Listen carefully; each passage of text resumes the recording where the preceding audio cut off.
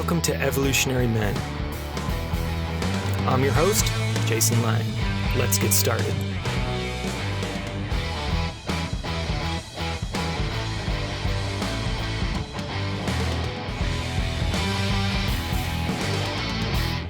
All right, and welcome back, everybody. I am very excited to once again have a fabulous guest on the show, and today it's Shana James. And Shana is a relationship and dating coach. She's the author of the book Honest Sex and the recently released Honest Dating Guide. And she's the host of both the Man Alive and Practicing Love podcasts, which I've had the pleasure of being on each of, and was an amazing, amazing time. And Shana and I have known each other, I don't know, probably a decade now. Really on long. And off. And I think it's a lot longer than that. Yeah. And got to spend even more time with each other these last years at the Big Tent Men's Conference, which has been a joy to attend both years. Yeah. So I'm very excited to have you here today. And as we were chatting, a couple of months ago and coming into this episode, some themes I was really curious to talking to you about on the work you do and how they overlap would be, particularly honesty, power, and sex, the thing that I think, we all want more good versions of in our lives. I love that. Yeah, it makes so much sense. And when you said honesty, we talked about power, but when you said honesty and power this morning, it just got my wheels turning, right? About how amazing it is for people to, there's a way that I think in our culture right now, power is often associated with dishonesty, or there's a way that people are kind of thinking, I have to play someone to be powerful or to find a position of power. And it's like, great, how do we find our own power within honesty? Yeah, I love that. I love that you spoke to the cultural moment as well, because I think that's one in particular that impacts men. Yeah. Right. Of what all the cultural crap that is pushed into us as to what a powerful man is. And the many, many examples we have of, kind of the ugly truth often underneath that. Yeah. And, I think this is such a great topic too, because, I consider myself a so-called recovering nice guy. I work with a lot of nice guys. Dr. Glover is a good mentor and friend of mine. And I think truth and power and honesty, are deeply, deeply correlated with a lot of the struggles of nice guys as well. Yeah. Yeah. I was just thinking, this is slight sidetrack, but I think it fits. When I led the Authentic Woman experience, we would do an exercise with women where we would help them be able to say no, because what we found was that, it was lacking, right? In many women's, not just vocabulary, but in their embodied experience of being able to get it out. And part of the context was that in knowing we have the capacity to say no, or in knowing that we have the capacity to speak our truth, we also don't necessarily have to use it, right? So you don't have to walk around in the world being like, no, no, no, or that a woman who's scared on the street won't necessarily have this really loud expression unless she needs it. But, think about self-defense training and all those things, right? It's like, once you know your own power, you get to hold that close to you and use it when you need to, but it doesn't have to be in this loud or dominant way. So when I work with men, I think, and I'm curious about your experience of this too, right? It's like when men find that place of sovereignty and belief in themselves and knowing they are good no matter what they desire or fantasize about or all of these things, right? There is that sense of sovereignty, power.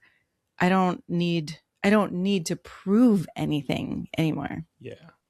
Yeah, absolutely. I think it's in so many ways that's the heart of so much men's work. And, what I like to work with men on is that, that simple polarity of in between posture and collapse. Yes. What does it mean to, and I would argue that's where our power is, right? Yeah. Sovereign, I'm here.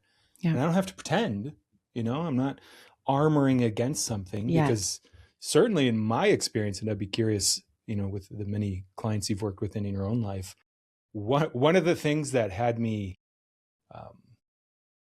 avoid honesty, I would say, for a long time, was it's way more vulnerable too, right? Because if I'm not posturing of like, hey, here's what I'm at, where I'm at, here's what I'm feeling, here's what I'm desiring. Yes.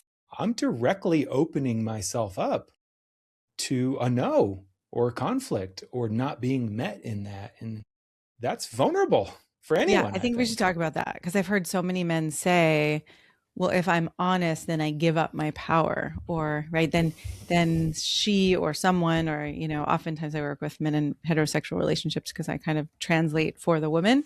But, let's say like if I admit that I'm attracted, or I admit that I'm scared, or all these things, then aren't I giving up my power? Which I'm just thinking back to your story with Violet. Violet, is Violet your wife, right? Okay, that's my wife. I was confusing your Good daughter's memory. name. Where you actually got vulnerable, right, and said like, "Hey, this is what's going on for me, and this is how I feel." In some of those first moments, and that was really what attracted her to you. And yet, there's that fear so many men have, like, no, that would be giving up my power. Yeah. Well, and that actually, I would love to get your take on this, because part of what I hear you speaking about is, right, when we're not direct or honest. Yeah. This was a big kind of eye opener for me as I learned kind of about nice guy. And it's actually a form of control and manipulation, right? Well, I don't want to tell you what I'm actually feeling or thinking or desiring because I'm trying to get some kind of outcome. Right. And I think that withholding that or modifying it is going to, kind of get us both there. And yeah, what's your kind of experience or transmission around, how honesty and control or manipulation relate? Yeah. Well, as you say that, I think about, okay, if we keep like peeling back the layers and going deeper and deeper, right? I think, you can tell me your opinion, that it's scarcity that would have us say, well, if I reveal this and this person goes away, I'm left alone, right? Or I don't get to have sex, or any of those things. Whereas if we're coming from a place, or if we recognize, oh, it may not be this person in front of me, this may not, like, where is the trust? And sometimes I think we have to, again, rebuild trust in ourselves, rebuild trust in life from some of these childhood experiences we've had, and not think, oh, the 13-year-old experience I had of love is really how it's going to go for the rest of my life, right? But if we're not coming from scarcity, then as we are honest, like you said, in that middle ground, then can we, I don't know, can we kind of walk into a place of trusting the right, I don't know if it's the right thing will happen. I don't know. We can explore this, right? It's like, but I don't believe there's one right person for us out there. But I also think we get very confused in these wound-based chemistries of like, I have to be with this person because I feel it in my loins, right? Like my body is reacting. And so I think this is where I've got to go. But is there something bigger? And is there a way that we have more power and more freedom when we recognize we get very attached to the one thing in front of us? And maybe that's not what's going to happen. I love that. And for some reason, it's reminding me of this one throwaway line Dr. Glover said on a call I had him on with my community once, a long time ago. Yeah. Because I think with nice guys and scarcity, like that's all a huge part of what's driving us. And he ended up talking about attachment, right? Because I work with guys and I've been this guy. I come in, then it's like, oh my God, I don't want to be too attached. I don't want to get too attached to this, too attached to this. And so what it can start to do is like almost shut down some desire in a sense. Yep. And he had this great line. I don't know if it was his or where he got it from that has always stood with me and maybe is pointing to what we're talking about here, where he was like, having a preference or a desire is different from attachment instead. Yes. Right. He said it's not about being non-attached. You still want to, we all have a preference. It's just about knowing I'm going to be okay no matter what the outcome is. Right. Yes. So, right, if I'm early in a relationship with someone and, I'm texting and I get guys that I'm so excited for her, but I don't want to get too attached and So I'm going to play it cool. I'm not going to respond as soon. To me, that's very different, right, than what he's talking about, which is, I do want her to like me. Yeah. And I understand that if she doesn't and it's not reciprocal, I'm going to be okay. I got my tribe, I got my community, I'm doing my work. And paradoxically, I think that can free us to actually be a little bit more honest, which is actually more attractive often when I experience it, right? Yeah. God, there's so much in there too. And right. And that I'm not going to text her, I'm going to hold back. That feels more like the posturing. The collapsing is like, oh God, I need her, I need her, I need this. Good point. And then coming back into, again, like, I don't want to paint this as it's easy, because you and I have been doing this work for decades, right? Within ourselves, where we're continuing to learn and continuing to be less attached, more grounded, more centered, right? More knowing that we have what we need and we're also not islands. I mean, there's all these paradoxes that start to come in. Totally. So, it's so interesting to think about, like, all right, so you start to date someone, and what is it like to actually be able to freely express your desire without expressing it as like, I need you, or, if you go away, I'm not going to be okay, which goes back to what you were saying, like, oh, what if I come to a place of knowing that I am okay no matter what? I mean, how powerful is that? Yeah. Yeah.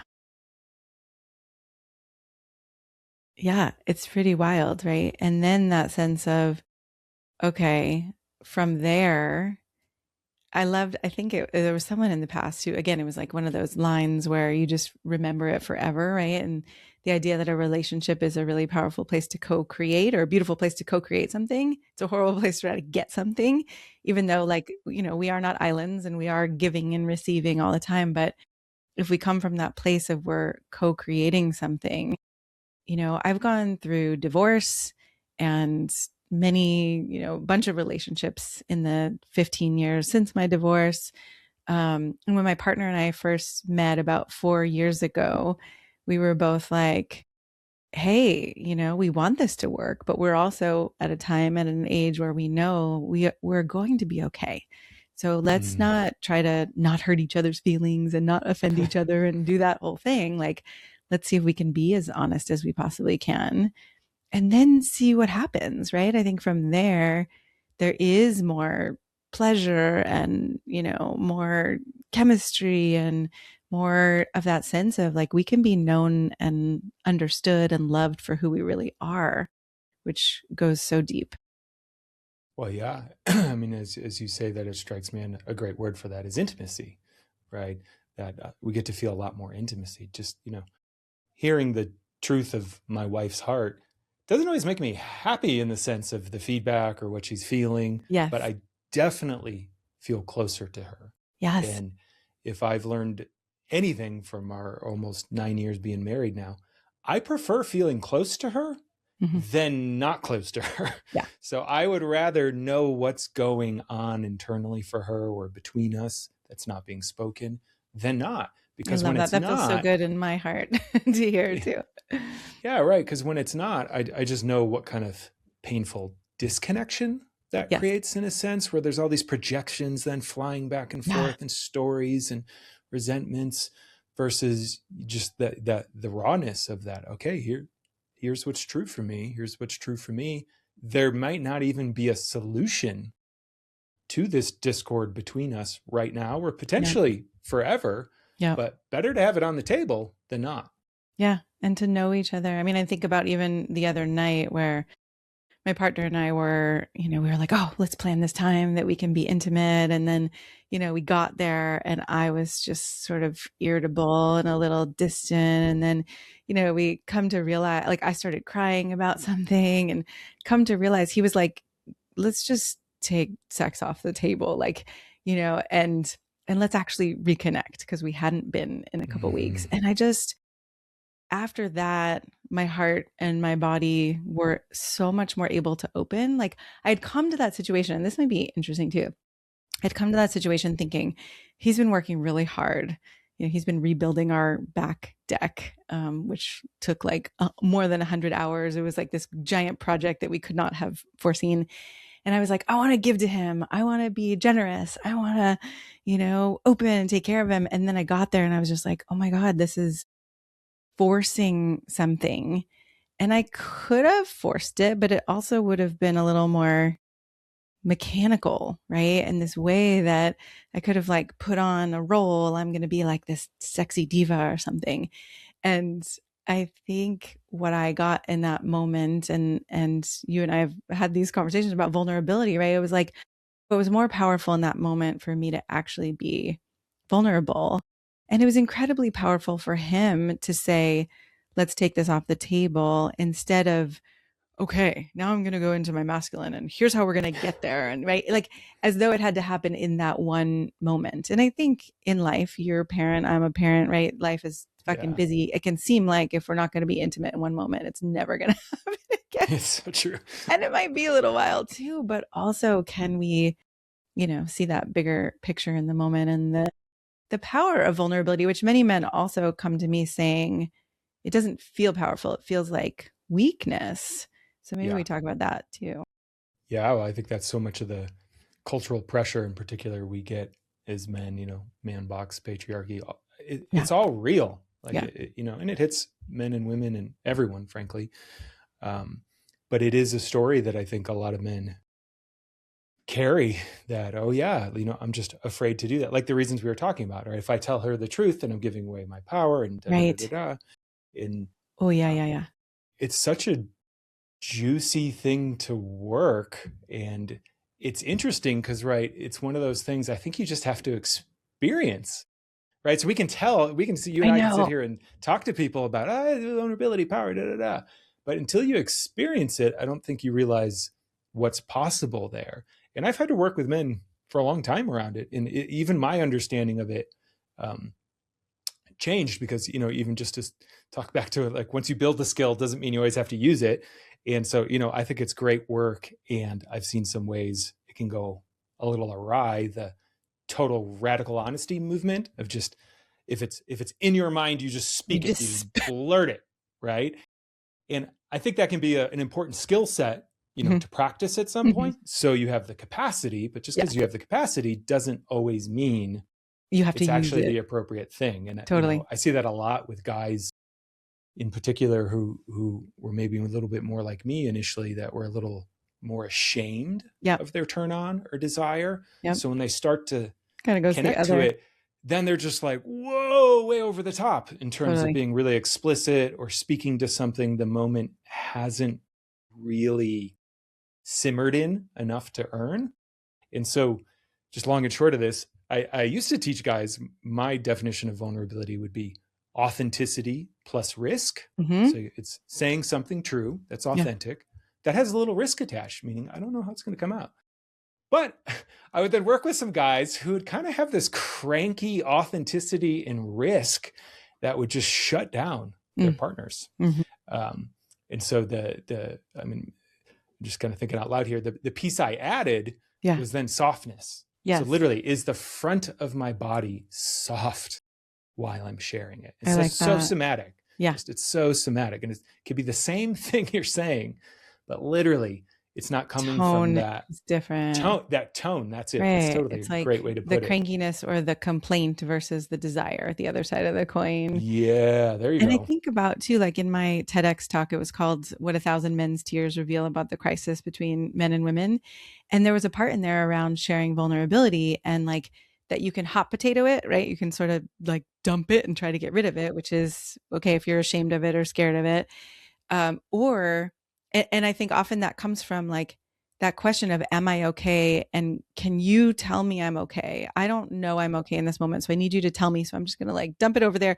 And then, kind of like I just threw a bomb, and I'm going to, versus that, oh, I've come to recognize that as a part of my humanity, I'm going to have some fear. I'm going to have some, I don't know. I'm going to have all these parts that I don't necessarily, I don't love about myself, or I don't, it's not how I would want it to be, but I can love myself and know I am a human being and an amazing human being. And yes, this is part of me. So if I can share it from that place of, I'm not asking you to tell me I'm okay, and I'm not like, I don't know, it's not the feeling of I'm opening up this pussy wound and I think it's disgusting. It's more like, hey, here's this, part of me. And I've come to at least accept it, hopefully love myself or have compassion for myself. Can you have that with me as well?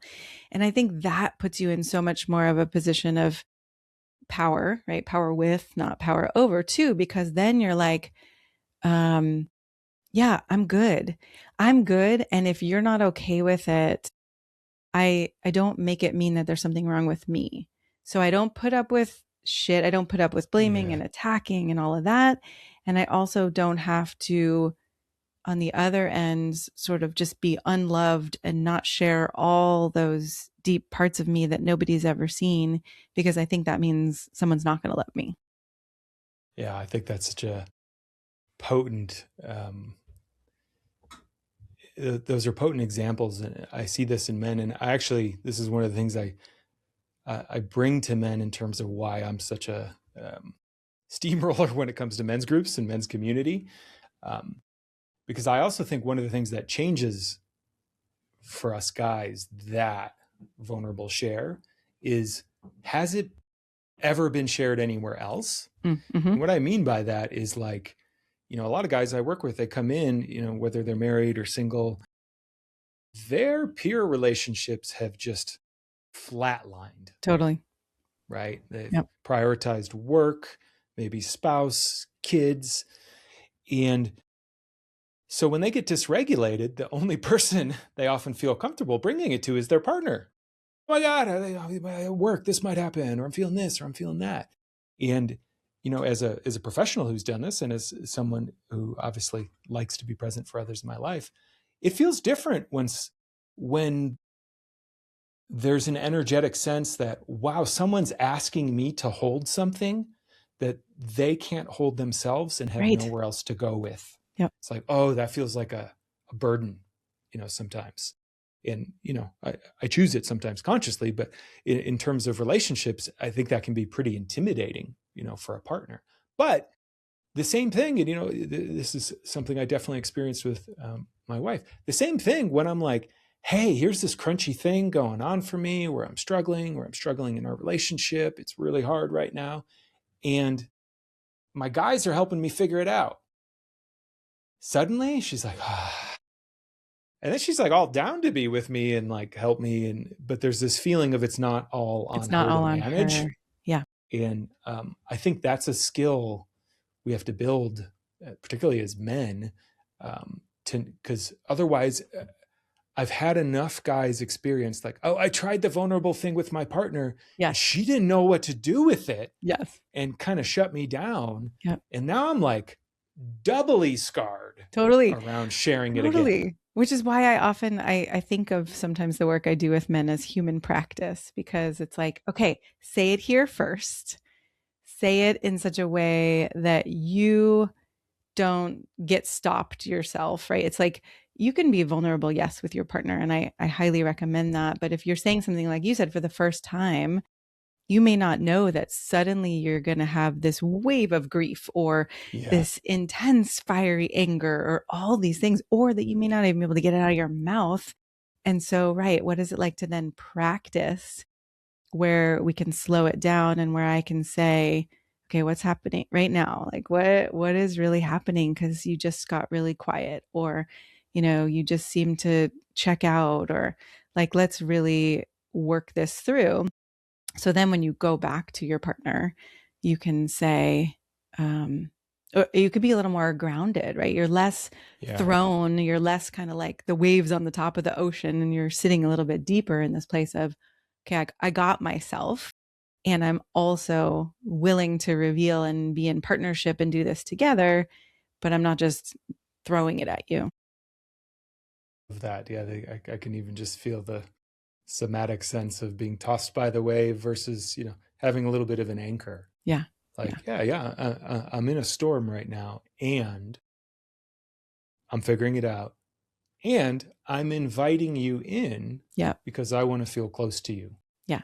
Yeah. And I want to speak to that reality that women don't always know how to hold a man's vulnerability. It's not something we're trained in this culture, because most men aren't even trained or like allowed, as they're growing up, to be vulnerable. And so I do work with women as well sometimes to be like, okay, let's pause and just notice that you might have disgust come up, you might have anger, you might have fear. I think oftentimes what's underneath that, I spoke to this in my TEDx talk also, is the fear that I'm not going to be okay if my rock suddenly dissolves into mush. But when you, as the one who has been the rock, knows, you know what? I am this, creature that can like form and reform and change. I can be a rock, and then I can be flowing water, and then I can be fire, and I can be a rock. Like, I'm not losing myself. I'm just sharing different parts of myself. So if she has a reaction and she's like, oh shit, instead of taking it personally and now being like, oh, there's something wrong with me, you get to be like, oh, I can see that scares you. I want you to know I'm not going anywhere. And just from my personal experience, I will say, as I've practiced this with men in my own relationships, I mean, my partner, he is so much more, I don't know, he's stronger, he's clearer, he's happier in these parts of himself where he's like, I've never been able to share this with anyone. And there's this way that he's resting more in his power, because he doesn't have to hide those parts of himself. Love that. And that phrase, I've never been able to share this with anyone, and the empowerment, Yes. I think that comes on the other side of the lived experience of, and now I have, and guess what? I'm okay. Yeah. Right? I didn't die. Like I didn't die. Whatever that fear or shame was, didn't play out like my nightmare scenario. Like, rarely does. It can happen, but in the types of spaces we're talking about, it's not so much a thing. And I see that. Yeah, I it's like filling up. Like, literally, I'm able to take up more space when this thing I was holding in fear or shame is now not gripping me in the same way. So much more, frankly, just life force is how I've experienced it. I love that word. Yes, life force. That's a great expression, or a great way to speak of it. Because now it can flow instead of, as often is the case for me, being used to like grip. Right. And then the men come back to me and say things like, I'm doing less than ever, and women are more attracted to me than ever. Right. It's like because there is that life force and that energy, instead of that, I'm going to shrink myself to try to make everybody else around me uncomfortable or not offend someone. And then that, I had that, many, many guys come back to me and say, like, it's so weird. It's like, I'm not doing all the things or playing all the games I was taught to play, but there's something happening. And I'm like, yes, that is your freedom and your power, and that true sense of freedom and power, not something that you're putting on or trying to become. Yeah. And, it strikes me, we're pretty deep in here, but I haven't asked this in a straightforward way, but okay. Yeah, how would you define or speak to, power, and when someone's in it and when someone's not? Yeah, that's a great question. I mean, I often think of true confidence, so let me start there, as the capacity to roll with, and stay true to yourself as whatever comes your way, right? It's like, okay, I may not know the answer here, but I'm going to trust myself enough that I can find it, or we can be together in the unknown, right? Versus I've got to know everything, I've got to be an expert at everything. I think about it as like that kind of relational leadership or inspiring leadership versus dominant leadership, right? Where, you want to have the people in the room who can contribute. You don't have to be the smartest person in the room, and it's not all about your ego. So confidence, right? And then when I think about power, I think about that sense of choice and agency, right? Like, I know that I can take up space, I can act, I can co-create with other people from a place of my own honesty, and from a sense of, like we were saying, that the freedom to be fully here, to bring all of my life force.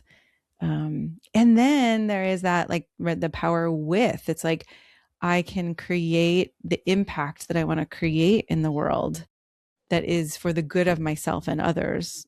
Hopefully that's the perspective. I think, again, in this day and age, it doesn't seem like that. Power often seems very self-serving, but I think if we're looking at true power, it's how do I create good, in the world around me. I love that. And that, I think you just filled in some missing pieces for me around, for a long time, I would say, to be in your power, particularly for men, is just to be able to move toward what you want. Doesn't mean you get it. Yeah. But it's I'm able to move towards what I desire and want. And I think you just added another layer I really like, which is, while simultaneously not having to dominate anyone else or abandon myself. Yes.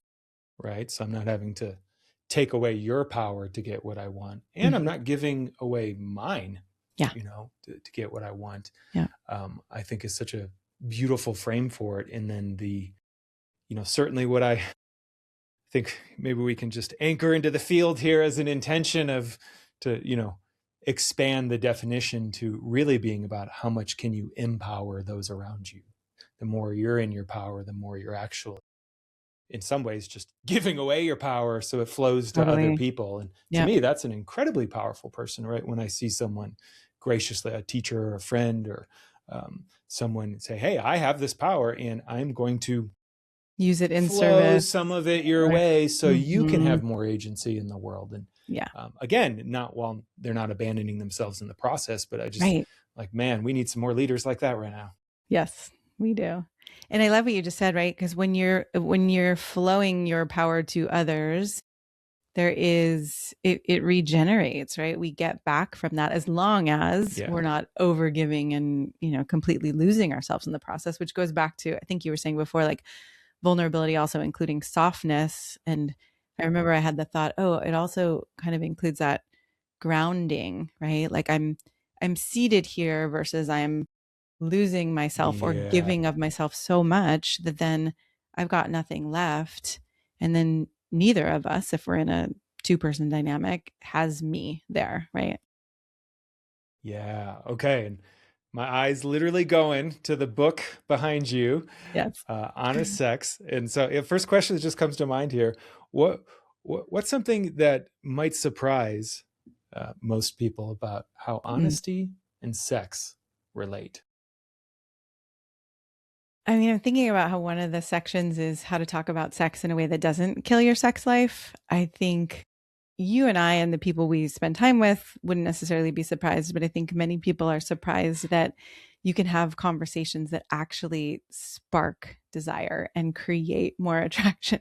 Just thinking about a conversation I was having with my partner about, one of his desires around role play or something. And I was like making all these jokes. I'm like, I could dress up like an astronaut, and he was like, we were just the joke of like, I would be completely covered over, like with this big helmet and this big suit, or just the fact that like you can play with these conversations when you find a place from which there is, I'm not going to say no shame, but less shame, right? Where you are sovereign in yourself and you're able to say like, this is a desire I have, and this is what it could look like. And going back to something we were talking about before, I look at it as two sides of a coin, right? There's the desire and there's the complaint. And so if the complaint is, hey, our sex life isn't spicy enough, the desire would be, I started thinking about what might be exciting for me, or I'd like to talk about what could be exciting for you. And so having some of those conversations that spark new ideas, that spark some of that fire. So many people think of it like, well, I'm going to kill my sex. I'm going to dull it, right? Or I'm going to over talk about it, and then the spark's going to die. So yeah, I think the surprise can be that you can create that spark with the conversations. I love that. It's so simple. And I'm just thinking through my memory Rolodex. I'm like, oh yeah, no, totally. It's funny how once we get to that place, it's the word that's coming up is it's quite generative. Like more energy comes out of it than I ever imagined. Of like, oh, I thought this was gonna be scary and like really painful, but no, actually, right. like it actually once we just get it out there, it starts to be playful and fun, and the energy just starts to move. Yeah. One of my favorite parts in the book is the debrief. And so I talk about like before, during, and after sex. You can talk about it at any point. There's different aspects or ways of talking about it that tend to work in these different moments. And I guide people to debrief after sex, whether it's, it could be a day later, it doesn't have to be immediately, but really talking about like, let's say if I'm asking you, right, what did you enjoy? What was good about it for you? So it really starts off on this, positive. What would you have wanted more of instead of what didn't you like? Because that also gears us more toward the positive. And then, what's something vulnerable that you didn't say or couldn't say? And I find like people think it's odd, but if you're hoping that your sex life is going to get better over time and you're not talking about those moments that went under the radar, that turned someone off or had someone be like, ooh, I didn't like that, or that didn't work for me. And if you're not talking about what was exciting and being able to build more on that, it's like a hope and pray situation. Totally. Yeah. It's kind of just hoping the weather will change when you don't really have any way to directly address it. And I've been shocked, how challenging it can be for these kinds of conversations. Probably the place I've seen it the most challenging are partners who have been together a long time, where there's just like 20, 30, sometimes 40 years of habit and stuff unspoken that sometimes frankly feels a little insurmountable to partners when they come in, of like, I don't see a way out of this. Yeah. And like you said, I think it's really powerful to be able to know what those moments are, know what the sort of the ick is, or the like, this is where I can't see. I think in the authentic relating days, we talked about it like as a plane of glass, right? There's all this paint that you're throwing on the glass. You can't even see your partner. And then with someone like you or me, we can actually talk about those moments and those situations and clear them. So you don't have to do it all with your partner. Some of them, I think it's helpful, but maybe not all if you've got 40 or 50. Right. And then to also be able to find what was your role in that situation, because it's a dance between two people. And that's where I find people are empowered. If I know, oh, that thing happened and she or he touched me in a way that I didn't like. And then I realized like, oh, he's not paying attention to me. She's not paying attention to me. But now I see, oh, I never said anything. I never showed that it was a problem. And we're getting into tricky territory, so I don't want to like say anything, right? That's going to have someone be like, well, it's always her fault or always his fault. No, but we've got to start to see, how did I also create some of that? Not that I'm, I'm not taking full responsibility, like there was nobody else there, but we're in this dynamic, and how do we not blame each other, but then see, oh, this is the cycle we get into. I don't say anything. You pull away because you get nervous, because I get more quiet, then I get pissed. And right, we go through this whole cycle and then we lose each other.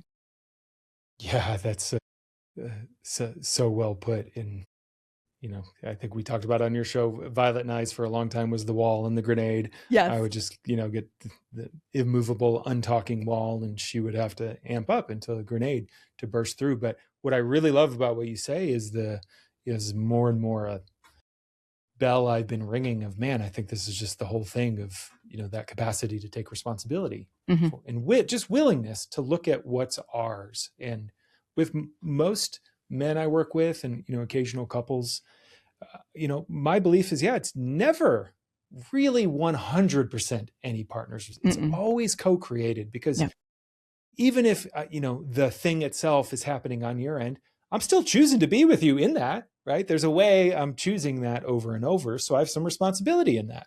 And every conversation I've ever had with my intimate partner, my wife for sure, if I start with my side, she is way more willing to meet me in that kind of vulnerable, uncertain, sometimes crunchy, challenging place. But if I come in with you always, that's just game over from the start. And it's actually rarely true. I like to think it's true. The times I have brought it, then, of course, you can come back with evidence of times where it was not that. And I'm like, right. Wait, you're right. This is my projection about what I think. Yeah. What I do know is, every human I work with is like, but do I have to go first? Or like, do I, or if it's a man, he's like, why do men always have to do it? And women, why do women always have to do this? And, and I'm like, it's not that, but it is whoever can bring more consciousness to a moment, you get to lead. And ideally you end up in a relationship with two people who can both lead, and then two people who are both willing to come along and take responsibility. And if that's not the case, there often is some work to do, or some people realize this isn't the relationship, right? Some people grow out of each other because one partner really wants to consciously engage and the other partner is completely unwilling. And I've seen that happen too. I love it. Yeah. I feel like you just spoke to, we have a mutual friend, Robert, who was telling me this phrase he got from someone he was studying with. And I feel like you just named the other side of it. And he was like, in every relationship, each partner has to be able to regress into vulnerability in the sense of like a younger, sometimes less conscious, less disoriented place, which means sometimes the other partner has to be able to kind of just step in with a little bit of more consciousness of like, oh, hey, that thing we do feel like it's happening now. Right. And if both partners have the capacity to kind of play that role, sometimes it's really seems like sky's the limit so far, at least in my experience. Yeah. And I talk about mature honesty, like in the book Honest Sex. The whole first part is about honesty, and that the deepening of honesty, going to those deeper layers instead of, it's about the garbage, it's about the kids, it's about the money. It's usually about a way of feeling unsupported or misunderstood, or right, those kinds of things. And so if you start having honest conversations from a deeper place, like you said, then you're not pointing the finger. You're actually looking at and taking responsibility for what's going on. Then that's the kind of honesty that creates more passion and has people feel more safe, because we don't open our bodies to each other if we're not feeling safe. Maybe that's not true. Eventually we stop, right? There can be a thrill in the moment. Or if you like that kind of play and you want to, play with kink and all of that and BDSM, and like consciously that works and you can choose that. But for a long-term relationship, especially, if we don't feel that kind of safety, we're not going to open up. And then I think about Esther Perel's work, right? It's like we need that safety and the excitement. But I think most often the excitement in a long-term relationship doesn't happen without that sense of feeling safe, especially for women, but maybe it's for everybody. Yeah, I would definitely speak to, I think that's a way bigger thing for a lot of men than most people realize. That what it means for them to feel safe emotionally in the relationship and even sexually, right? With the pressures of ED and PE and I got to or I got to give her an orgasm and all that. And I would totally agree. I've obviously spent a lot of time in the kind of polarity workshop world, and there's so much there. And the truth is, you can learn most of it in a workshop. That's not super hard. What always in every client I've worked with gets in the way is the lack of safety. So it's super easy to go into, I've never met someone, we're super polarized, it's great, no problem, right? So It's, oh, now I'm in front of my wife who I have 9+ years of history with. Yes. And whatever isn't feeling safe between us, that becomes the limiting factor for how much, or, how I just put this recently on beautiful. Yes. a podcast is, there's no space for erotic tension. Yeah. If there's tension between us. Oh, I love that. That's it. That's brilliant. The more, particularly for us men, the more tension I have in my body, for one, you're going to feel the moment you're with me. Like, oh my God, he's wound up. It's probably not going to invite you into the most relaxed state of your body. No, that is brilliant, right? That interplay between tension and erotic tension. I love that. And then if there's unspoken stuff between us, so I'm not feeling safe, or you're not feeling safe, or there's resentments, there's no space for the erotic tension to really flow. So it's fun, it's sexy to get on Instagram and learn the polarity stuff, but then it always comes back to, I think what you're talking about is this much deeper, mature work to, hey, what does it mean to really create safety between us so we can talk about these things? Because like we said, with even just talking about our sexual desires or dissatisfactions, once it starts moving, then the energy starts moving. Oh my God, now this is fun to talk about now, right? Like suddenly this thing that was a place of dread is like playful. Yeah. And it can be vulnerable too. But again, one of the examples I gave in the book was one person saying, I want to play with ropes. And then the other person saying, no, that's not me, or I don't do that. Right. And the difference between that kind of, I call it immature honesty, versus the mature honesty of, ooh, that scares me, or, oh, I have this bad memory, or, some way of being able to reveal, this is what's going on for me over here. How do we create a win-win, right? As opposed to just shutting your partner down and being like, that's gross, or I don't do that, or that's not what a strong man would do. It's like, oof, that's just, you're cutting off someone's balls or whatever. Right? You're like really shutting someone down. Now that on the other side of that, if you find that place of sovereignty in yourself where you can say, wow, that was harsh, honey. I'm not going to actually take that on, right? Like that stung. I'm going to feel it. I might have to go process it with some other people. But I actually do know that there's a difference between what you just said and who I actually am. Oof, just feeling radiate through my nervous system, the difference between what you said and who I actually am. Like, talk about power. Wow. Yeah. Right. Being able to feel that, I know, I'm open to feedback. I'm open to hearing from you. And there's a difference here. Yeah. There's a boundary. There's a clarity here. Yeah. I'm not going to collapse into that. Man, wow. That's exciting. Right, like your disgust doesn't mean I'm disgusting. Your disgust, there's so much more underneath that disgust. And usually I think it goes into a kind of fear or lack of safety or those kinds of things. Yeah. And I mean, the power of that, I just feel and can feel in certain moments both ways in my relationship of when one partner can hold that deeper place of, okay, your disgust is not my disgust. If I'm not collapsing into that, what that actually allows is for me to hold a space for what's happening for you to get closer and more intimate with that without making me wrong or you wrong. And then lo and behold, the crazy thing is, if that can happen, like, again, it's crazy how quickly that can turn into turn on, actually, in a wild way, when it's like, oh, wow, I'm not collapsing into that. I don't feel that, but something's really happening for you. And I really want to know about that. And then I can be with that. Then it's like, oh my God, the moments can explode in just really intimate ways. Yes. Yeah. Like, and with pleasure, and also with that sense of being known and understood, and right, that deep intimacy you were talking about. Yeah. Oh. Well, what a joyful conversation. I love this. Fun. So easy to talk with you. I feel like we could go for more hours. So we'll definitely do it again.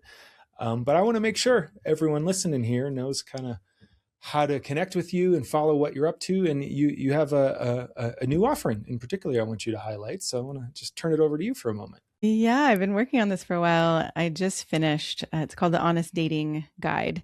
And it really goes through a way that since my divorce, I started dating in a new way. I was having experiences where I was like, this is actually fun and enjoyable, and I'm meeting great people. I had some relationships. I didn't find like who I would call my life partner until 4 years ago, which was maybe 10 years after my divorce, but I was really enjoying it. And I started looking at like, why am I enjoying this and believing that love can happen? There were moments, of course, where I doubted it, but when other people are out there feeling miserable and defeated and anxious. And so I realized that I had created or started living this new way of dating that was really based in being honest and, not having to make anybody wrong, but actually recognizing, oh, maybe we're not a fit for each other, but maybe we are a fit for something else. So there's a lot of nuances in there of like, what are we committing to, as opposed to like, yes, we're going to be committed or not. And how to start out a date in a way where two people can actually be on the same page instead of just sort of sitting in their own silos, trying to impress, trying to prove, hoping you're going to like me. And then that whole shit that goes on in our heads. And so I put that together in a guide. And then I have a little companion course that walks you through the guide. And I was going to call it a cheat sheet, but I was like, that's not the right. That's not the right word. Like a one pager, you can take on a date with you so that you can really have this new way of dating that not only do you not feel exhausted and defeated, but you can actually be building the foundations of creating real love and make it more likely to find real love. I love that. How cool. Yeah, we'll definitely drop all that in the show notes. And such a pleasure being here with you. Definitely check out Shana, her book, her guide, her podcast. They're all really incredible stuff. And so grateful to have you as an ally in this world. I'm grateful for you too. Thank you. All right. Until next time, everybody. Bye.